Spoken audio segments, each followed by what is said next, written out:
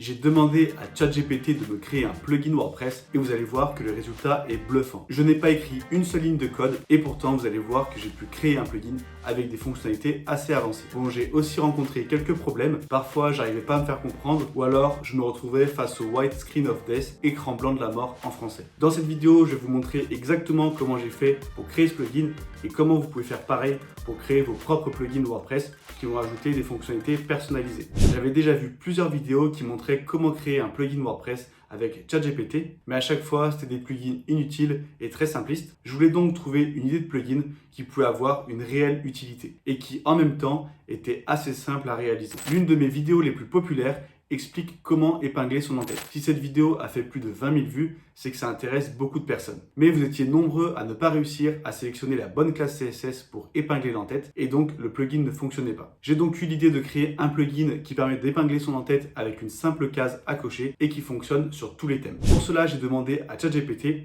écris-moi le code pour un plugin WordPress qui permet de cocher une case pour rendre mon en-tête sticky ou le rendre transparent. Bon, sticky, ça veut dire pour l'épingler. Et là, vous voyez qu'il me sort du code PHP et il m'explique comment créer un plugin à partir de ça. Donc, j'ai juste à créer un dossier dans le répertoire des plugins, ensuite de créer un fichier PHP, puis de copier-coller le code. Pour cela, on peut utiliser par exemple FileZilla qui permet d'accéder au répertoire des plugins WordPress. Vous voyez qu'ici, je suis dans le répertoire de mon site.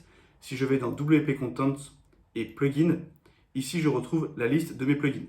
Ici, je vais faire clic droit, créer un dossier. Je vais l'appeler Custom Header Control et je fais OK. J'ai mon nouveau dossier juste ici. Je peux cliquer dessus et créer un nouveau fichier que je vais également appeler Custom Header Control. Et cette fois, j'ajoute .php puisque c'est du code PHP que je vais ajouter. Je fais OK. Ici, je fais clic droit, afficher, éditer. Et là, je vais pouvoir copier-coller mon code. Je retourne dans ChatGPT. Ici, je petit raccourci pour copier-coller d'un coup tout le code et je le colle dans l'éditeur de texte. J'enregistre, je ferme et là on me demande si je veux enregistrer les modifications. Je fais oui. Maintenant, si je vais sur le tableau de bord de mon site formation Easy WordPress, que je vais dans le panneau des extensions, vous voyez qu'ici on a bien le plugin Custom Header Control, on a une description et on a la version et l'auteur du plugin. Ça, je peux le modifier très facilement. Il me suffit d'aller dans mon fichier et là vous voyez qu'on a le nom du plugin qu'on peut modifier, la description et l'auteur. Par exemple, l'auteur, je vais mettre Easy WordPress et dans la description, je vais ajouter une phrase, par exemple, fonctionne sur tous les thèmes. Je fais enregistrer et là, si j'actualise, vous voyez que j'ai bien l'auteur qui a été modifié, Easy WordPress. Et ici, on a la petite phrase fonctionne sur tous les thèmes. Maintenant, ce que je vais faire, c'est qu'on va activer le plugin et on va tester si ça fonctionne. Une fois que je l'ai activé, si je vais dans les réglages, j'ai un nouveau lien contrôle de l'entête. Ici, vous voyez que j'ai juste à cocher rendre l'entête sticky et à faire enregistrer les modifications. Puis, si je vais sur mon site, là, vous voyez que si je descends, l'entête n'est pas épinglée. Donc ça, c'est le premier problème que j'ai rencontré, c'est qu'en fait, il ne me sélectionnait pas correctement l'entête. Ce que j'ai fait, c'est que je lui ai tout simplement dit, quand je coche la case, l'entête ne devient pas sticky, d'où vient le problème? Donc là, il m'a dit plusieurs sources de problèmes possibles. Et moi, j'en ai déduit que ça venait du sélecteur CSS, puisque c'est un problème que vous rencontrez également souvent. Donc je me suis dit que là, c'était sûrement le même problème. Donc je lui ai dit, il faudrait que le code fonctionne avec un sélecteur de la div header plutôt qu'un sélecteur CSS afin que ça fonctionne avec tous les thèmes. Donc là, ça peut paraître un peu technique, mais c'est très simple. En fait, je lui dis de prendre la balise HTML header qui va être la même sur tous les sites plutôt que prendre un sélecteur CSS qui lui peut varier en fonction des thèmes. Donc là, il me prend en compte ma modification, il me donne un nouveau code que j'ai juste à copier et à coller pour mettre à jour le code.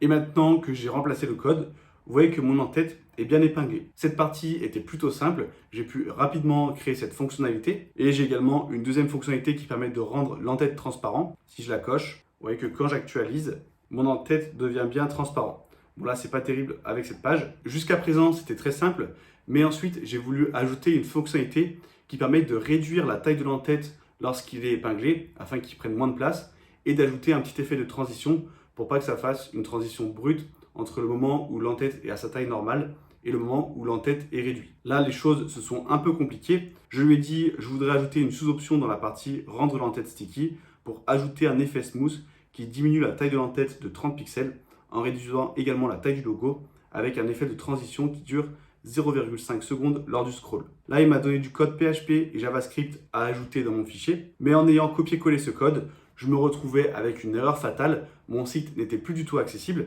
Je lui ai dit comment ajouter le JavaScript avec le code précédent sans créer d'erreur. Et en fait, c'est tout simplement qu'il n'avait pas fini d'écrire le code. Du coup, là, il m'a donné la fin du code. Et une fois que je le copiais-collais, là, j'avais plus d'erreur fatale. Mais par contre, quand je cochais la nouvelle option Effet Smooth, eh bien, j'avais le White Screen of Death, donc écran blanc de la mort. En fait, c'est tout simplement un écran blanc où il n'y a rien dessus. Donc, je lui explique ce que j'ai. Il me dit de quoi ça peut venir. Et moi, j'en déduis que ça vient sûrement d'une erreur de syntaxe. Lorsque j'ai copié-collé le code, vu que là, il y a eu une interruption et que j'ai peut-être pas bien intégré le nouveau code avec l'ancien code. Du coup, ce que je fais, c'est que je lui dis réécris-moi le code complet du plugin, PHP et JavaScript, pour ajouter les options Sticky, Smooth et Transparence. Comme ça, il me fait une combinaison de tout ce que je lui ai dit depuis le début. Et ce nouveau code, lorsque je le copie et que je le colle, cette fois, je n'ai plus d'erreur.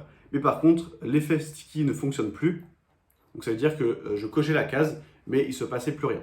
Donc là, il me donne un nouveau code qui est censé fonctionner, mais ça me donne à nouveau un écran blanc. Ensuite, il me dit de faire un mode debug. Moi, je sais que ça ne vient pas de ça vient juste du nouveau code qu'il me donne. Donc là, vu que je vois que je commence un peu à tourner en rond, je change de raisonnement. Et ce que je fais, c'est qu'au lieu de lui demander du nouveau code, eh bien en fait, je lui donne l'ancien code qu'il m'avait donné. Donc je lui donne comme ceci tout le code. Je lui dis que ce code fonctionne très bien, mais dès qu'on ajoute la fonctionnalité Smooth, plus rien ne fonctionne. Donc là, il comprend qu'il y a une erreur possible dans son code qu'il a écrit. Et ce qu'il va faire, c'est un très bon raisonnement qu'il faut avoir à chaque fois qu'on rencontre un problème, c'est qu'il va décomposer en plusieurs étapes pour voir d'où vient le problème. Et donc, dans un premier temps, ce qu'il fait, c'est qu'il m'ajoute l'option Smooth dans le menu d'administration, mais sans mettre la suite du code, pour voir si ça vient de la partie PHP ou de la partie JavaScript. Donc ça, c'est très important de le faire vous aussi lorsque vous rencontrez un problème, c'est de dégrossir, de découper en plusieurs parties et d'aller voir de plus en plus spécifiquement d'où peut venir le problème. Donc là, il me donne un nouveau code que je copie et que je colle. Et cette fois, vous voyez que j'ai bien ma nouvelle option ajouter un effet smooth. Et lorsque je la coche, eh bien quand je descends, vous voyez que mon en-tête se réduit. Le problème, c'est que ça mettait un petit espace ici et en plus, ça réduisait la taille de l'en-tête, mais ça écrase le logo et ça écrase la police. Donc c'est pas ce que je veux. Moi, ce que je veux, c'est que quand on scrolle, eh bien ça réduise tout simplement la marge en haut et en bas pour réduire légèrement la taille de l'en-tête. Donc là, je lui dis, tout fonctionne avec ce code. Le seul problème, c'est que ça fait un effet d'écrasement qui déforme la police et le logo. Donc là, il me donne d'autres variations. Moi, je lui dis, ne me réécris pas tout le code, écris juste le nouveau code et explique-moi quel ancien code remplacer, puisque à chaque fois, il me réécrivait vraiment tout le code, donc c'était assez long. Moi, je lui demande juste les parties qui m'intéressent. Là, on arrive à un nouveau problème. Le code qu'il me donne, eh bien, il va agrandir l'en-tête au lieu de le réduire pendant le scroll. Et en fait, le problème, c'est que je lui disais de passer la marge à 10 pixels, sauf que par défaut, la marge était à 0. Donc en fait, au lieu de diminuer la taille, ça a augmenté la taille de 10 pixels en haut et en bas. Là, c'est ce que je lui dis, la valeur de base de mon en-tête est de 0, donc en passant à 10 pixels, on agrandit l'en-tête. Il faudrait une solution qui permette de connaître la hauteur de l'en-tête, puis de la réduire de 10 pixels en haut et en bas. Donc en gros, je veux prendre la valeur de base de l'en-tête, peu importe sa valeur, peu importe le site, et ensuite la réduire de 10 pixels. Et donc là, il me donne du nouveau code. Ce nouveau code, eh bien, vous voyez qu'il diminue bien la taille de l'en-tête, mais le problème déjà, c'est qu'on a une transition brute, on n'a pas d'effet de transition, et surtout, ça diminue de 20 pixels en bas, et en haut, ça diminue pas du tout. Donc c'est pas ce que je veux. Ici, je lui explique le problème, il me donne un nouveau code, on avait encore quelques soucis, donc j'ai dû à chaque fois lui expliquer les problèmes, lui, il m'apportait des corrections, et vous voyez que comme avec un développeur, on peut lui parler, expliquer le problème, lui, il essaie de trouver la solution en donnant du nouveau code. Là, je vois qu'il commence à tourner en rond, il me donne de l'ancien code qui ne fonctionnait pas. Du coup, je lui dis directement que ça va agrandir l'en-tête. Tout ce que je veux, c'est prendre la valeur initiale de hauteur de l'en-tête, puis la réduire au scroll. Donc là, hop, il me donne du nouveau code.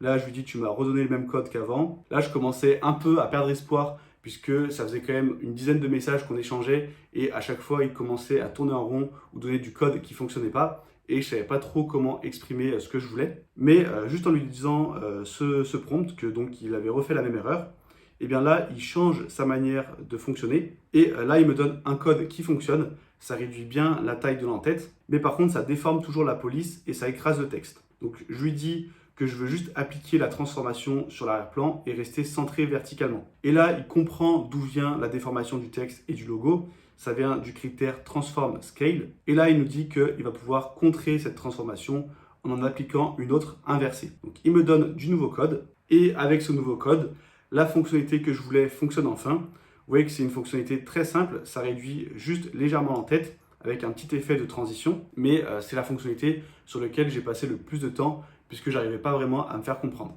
Donc là, j'avais ce que je voulais, c'est-à-dire un en-tête épinglé qui fonctionne sur tous les thèmes. Mais ensuite, je me suis amusé à lui demander une option supplémentaire qui peut être intéressante pour de nombreux sites, notamment les sites vitrines. Ce que je lui ai dit, c'est que je voudrais ajouter une troisième fonctionnalité appelée Call to Action. Et cette fonctionnalité va permettre de faire apparaître un bouton en bas à droite de l'écran lorsqu'on scrolle. Donc je lui dis que c'est un bouton contact avec un arrière-plan rouge, un padding de 20 pixels et des bords arrondis de 10 pixels. Et je lui donne également vers quel lien rediriger. Donc là, il me donne du code qui fonctionne du premier coup.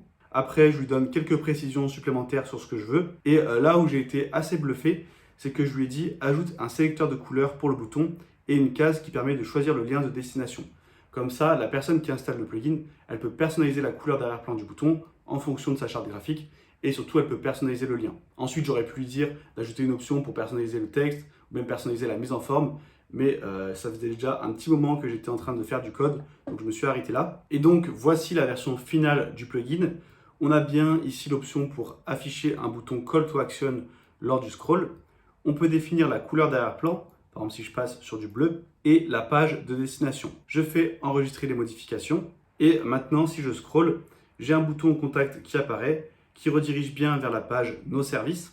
Et là, ce qui manquerait maintenant, ça serait d'ajouter du code pour modifier l'apparence du bouton, parce que là, vous voyez qu'il n'est pas terrible, c'est un bouton carré, et d'ajouter une fonctionnalité qui permet de modifier le texte du bouton. Ensuite, on pourrait également peaufiner le plugin en modifiant la mise en forme des réglages du plugin. Ça, pareil, je pourrais demander à ChatGPT de modifier la mise en forme côté administration, et il me suffirait de lui demander ce que je veux, par exemple de faire en 3 colonnes plutôt que de faire à la ligne, et lui, il me donnerait le code pour faire ces modifications. Vous pouvez télécharger gratuitement les 17 ressources WordPress indispensables. C'est une liste des meilleurs thèmes, outils et plugins pour bien débuter sur WordPress. Et si vous voulez développer vos compétences sur WordPress, abonnez-vous pour ne louper aucun tuto.